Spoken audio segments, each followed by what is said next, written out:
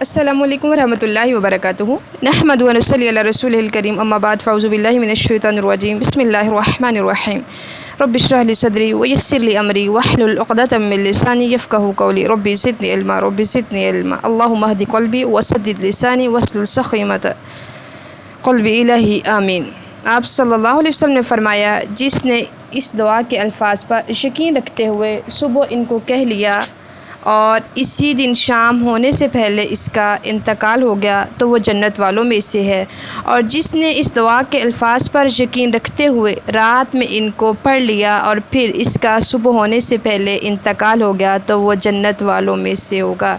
تو اس کا نام سب سے عمدہ استغفار سید الاستغفار ہے، اور وہ دعا پڑھتے ہیں۔ کیسے اس کو پڑھتے ہیں؟ اللہم انت ربی لا الہ الا انت خلقتنی وانا عبدک وانا علی عہدک ووعدک ما استطعت اعوذ بک من شر ما صنعت ابوء لک بنعمتک علی وابوء بذنبی فاغفر لی انہ لا یغفر الذنوب الا انت۔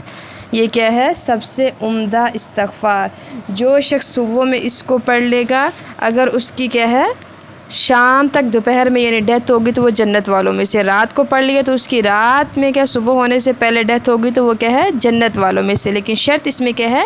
یقین کے ساتھ اخلاص کے ساتھ اس دعا کو پڑھا جائے، اور یہ صحیح بخاری کی حدیث ہے۔ تو پھر دیکھیے گنتی کے 2 منٹ ہیں، 2 منٹ، 2 نہیں چلے 3 منٹ لگا لیں تو کیا ہے صبح میں 2 منٹ اور 2 منٹ شام میں یہ دعا پڑھ لیں تو آپ اللہ کی رحمت پہ یقین کیجئے، وہ آپ کو جنت کی ضمانت میں رکھے گا، وہ جنت آپ کو عطا کرے گا۔ سبحان اللہ، بڑی ہی خوبصورت دعا ہے، تو پلیز ان دعاؤں کو اپنی دعاؤں میں شامل کیجئے۔ وآخر دعوانا ان الحمد للہ رب العالمین۔ السلام علیکم ورحمۃ اللہ وبرکاتہ۔